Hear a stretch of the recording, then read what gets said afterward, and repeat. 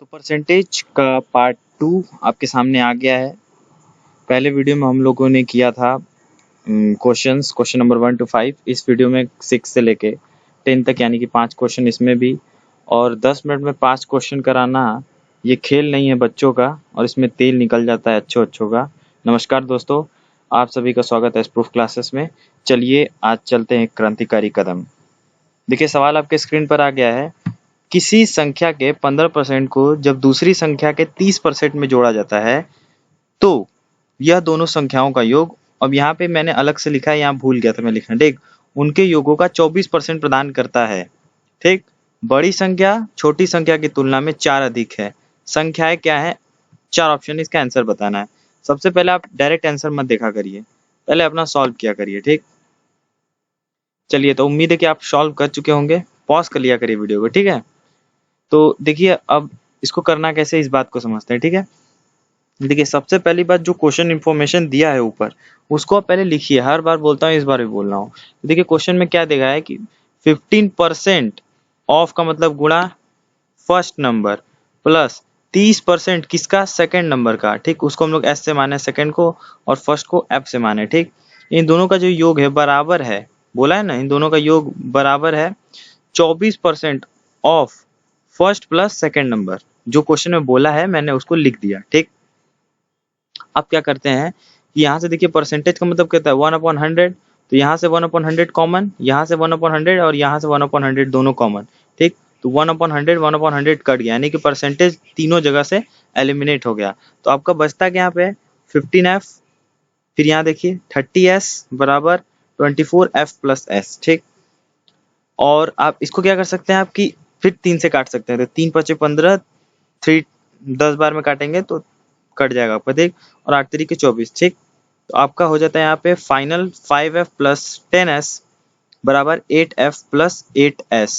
ठीक, 8 ब्रैकेट खुल जाएगा, मल्टीप्लाई हो जाएगा। ठीक है, अब थोड़ा स्लाइड को नीचे लेते हैं और समझने की कोशिश करते हैं। देखिए यहाँ पे देखिए आपका है, ये रहा, देखिए यहाँ पे इसको सॉल्व कर देंगे जब हम लोग, तो f को इधर भेजते हैं। ठीक है, चलिए, हाँ देखिए f को इधर भेज देते हैं, ये f5f है, इधर 8f है, तो 5f को इधर भेजते हैं तो आपका हो जाता है 3f। यहाँ पे है 10s और यहाँ पे 8s। अब क्या करते हैं कि इसको इस तरफ भेज देते हैं, तो हो जाता है हमारा 2s। ठीक है, 8 इधर आके माइनस हो जाएगा, तो हम देखेंगे s और f का रेशियो क्या आ जाता है, तो f और s का रेशियो हो जाता है 3:2, f का रेशियो हो जाता है 3:2। क्वेश्चन में आपको एक चीज गिवन है, देखिए यहाँ पे क्या दिया है कि जो बड़ी संख्या है वो छोटी संख्या की तुलना में 4 अधिक है, यानी कि इनका डिफरेंस क्या है, 4 है। बड़ी संख्या और छोटी संख्या का डिफरेंस क्या है, सॉरी फर्स्ट नंबर और सेकंड नंबर जो भी आप बोल सकते हैं, उसका डिफरेंस क्या है, 4 का है। तो देखिए रेशियो में 3 और ये 2 है। ठीक, तो 3 और 2 रेशियो में 1 इसका डिफरेंस आया, और रेशियो का जो 1 है डिफरेंस, वो किसके बराबर है सच में क्वेश्चन के अकॉर्डिंग? 4, यानी कि इससे आपको ये पता चलता है कि 1 बराबर कितना है, 4।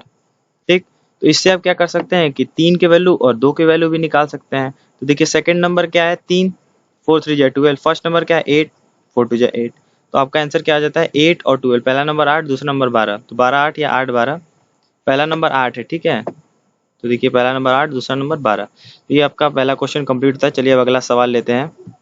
देखिए एक और बेहतरीन सवाल आपके स्क्रीन पर आ गया है।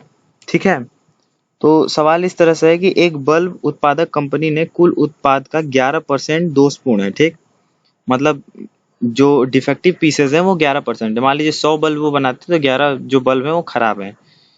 यदि गैर दोषपूर्ण उत्पादों की कुल संख्या 6319 हो, ठीक, यानी कि जो सही हैं उनकी जो संख्या है वो 6319 है, तो कुल दोषपूर्ण उत्पादों की संख्या बताना। तो आपको बताना है कि जो 11% नंबर में कितना होगा ये आपको बताना है। अगर जो सही बल्ब है वो नंबर में 6319 है, तो हर बार बोला इस बार बोलूंगा, क्वेश्चन में जो डेटा है उससे आप क्या लिख सकते हैं पहले लिख दीजिए। तो आपको पता है कि देखिए अगर 11% दोषपूर्ण है तो सही कितने हैं 89%, और ये 89% किसके बराबर होगा आप खुद सोचिए ना, 89% किसके बराबर होगा, जो क्वेश्चन दिया है आपका 6319, यही तो है। 89% किसके बराबर होगा 6913, तो 1% किसके बराबर होगा, तो 6319 अपॉन में 89। ठीक, लेकिन अपन लोग को निकालना क्या है 11%, क्यों, क्योंकि हम लोग को निकालना ही था कि कुल दोषपूर्ण कितने हैं। ठीक है, देखिए यहाँ पे लिखा है ना दोषपूर्ण उत्पादों की संख्या कितनी है, तो जाहिर सी बात है आप 11% को निकालने की कोशिश करेंगे। उसके लिए क्या करेंगे आप 1% की वैल्यू पता कर लिए, ठीक, तो 11% की वैल्यू निकाल सकते हैं, इतना अपॉन इतना इंटू 11।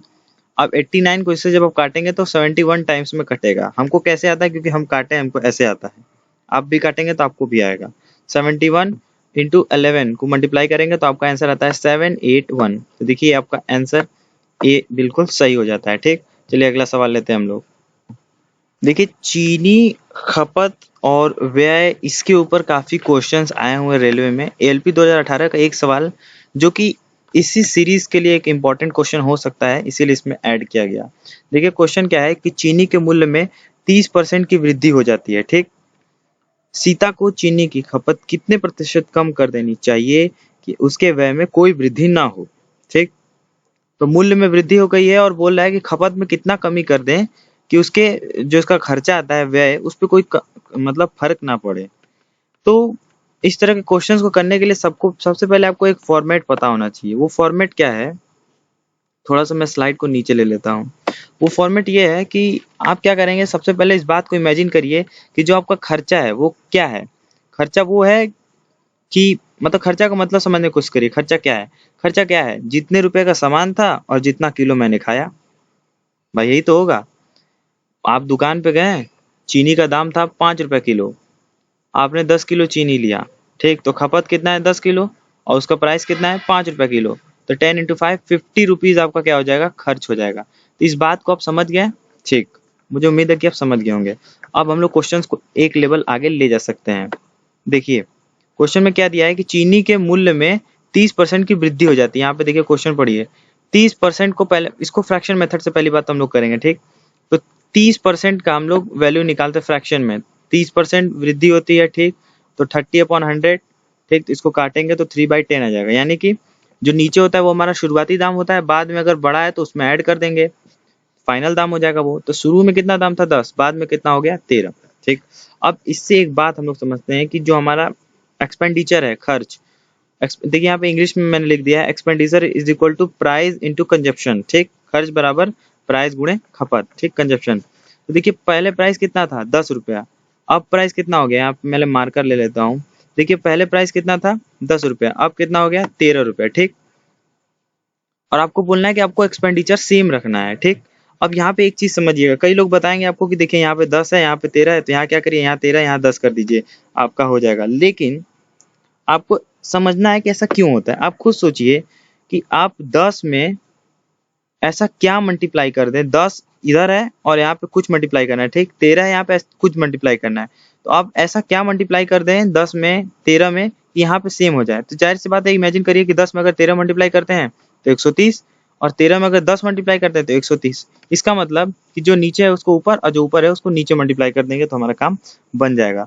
अब देखिए, अब आपका क्या है, अब देखिए क्या है कि इससे ये पता चलता है कि कंजप्शन मेरा पहले 13 था तो अब कितना हो गया है 10। ठीक, अब क्वेश्चन में देखिए पूछा क्या है कि बताइए कंजप्शन के साथ क्या होगा। देखिए एक बार क्वेश्चन को हम लोग एक बार क्वेश्चन को ऊपर लेके आपको पढ़ाने की कोशिश करते हैं। क्वेश्चन में क्या बोला गया है, उसके बोला गया कि उसके खपत में, देखिए यहाँ पे क्या बोला है कि चीनी की खपत कितने प्रतिशत कम कर देनी चाहिए कि उसके व्यय में कोई वृद्धि ना हो। ठीक, तो अब नीचे लेते हैं। देखिए तो पहले चीनी की खपत कितनी थी 13, अब कितनी हो गई 10, यानी कि कितनी कम हो गई, 3 कम हुई। ये देखिए 3 का डिफरेंस मैंने लिखा है। ठीक, तो 3 कम हो गई। ठीक, कितने पे, जाहिर सी बात है पहले 3 थी तो पहले से ही कंपेयर करेंगे। तो 3 कम हो गई, कितने पे कम हो गई, 13 पे कम हो गई। और इसे हम लोग को परसेंटेज में बताना है तो इंटू 100 कर देंगे। इसको सॉल्व करेंगे 23 1/13% इसका आंसर हो जाएगा। और ये देखिए ऑप्शन ए। ठीक, ऑप्शन ए इसका आंसर बिल्कुल सही है। चलिए अगला सवाल लेते हैं। देखिए एक और क्वेश्चंस खपत और कंजप्शन प्राइस के ऊपर, एक्सपेंडिचर के ऊपर। चीनी की कीमत में 15% की कमी आ गई। ठीक, एक व्यक्ति कितने प्रतिशत उपभोग को बढ़ा सकता है ताकि व्यय में कोई परिवर्तन ना हो। सीधा सीधा वही क्वेश्चन की व्यय वाला, जिसमें व्यय का कोई परिवर्तन ना हो। ठीक, क्रॉस मल्टीप्लिकेशन मेथड अप्लाई होगा, आपको पता है कैसे होता है। तो जो क्वेश्चन में दिया है पहले उसको लिखते हैं, अपना एक फ्रेम सेट करते हैं। फ्रेम क्या था आपका कि expenditure is equal to price into consumption. उसके पहले देखिए 15% था ना। देखिए यहाँ पे क्वेश्चन में क्या दिया है, इसको ऊपर लेके पढ़ते हैं। 15% की कमी की गई। ठीक, तो देखिए पहले 15% को फ्रैक्शन में सॉल्व करते हैं, क्योंकि फ्रैक्शन मेथड से इसे हमें करना है। ठीक, फ्रैक्शन एंड रेशियो मेथड।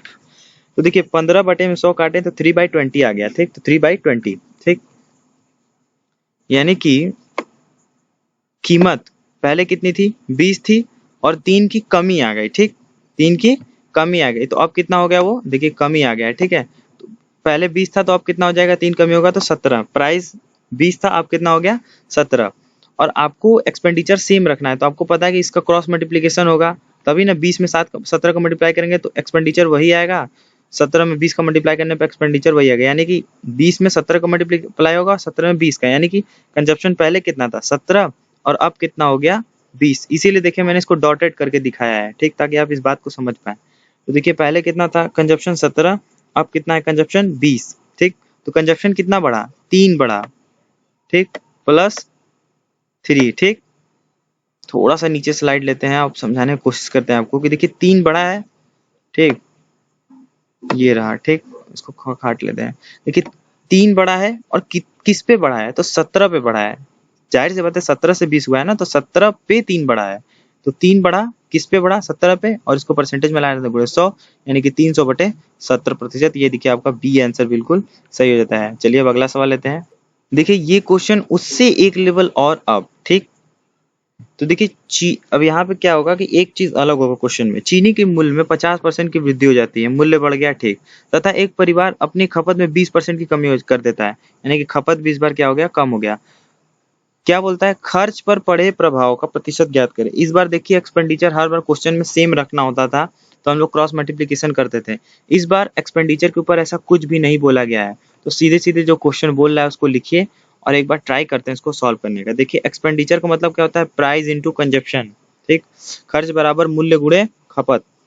तो देखिए पहले आपका प्राइस, यहाँ पे देखिए पहले सॉल्व करते हैं, 50% की वृद्धि हो गई मूल्य में, तो 50% का मतलब 1/2, यानी कि मूल्य पहले कितना था 2 रुपया, तो अब कितना हो गया 3 रुपया, ठीक। ये देखिए पहले 2 था तो अब कितना हो गया 3, तो देखिए 2 तो ये हो गया 3, ठीक।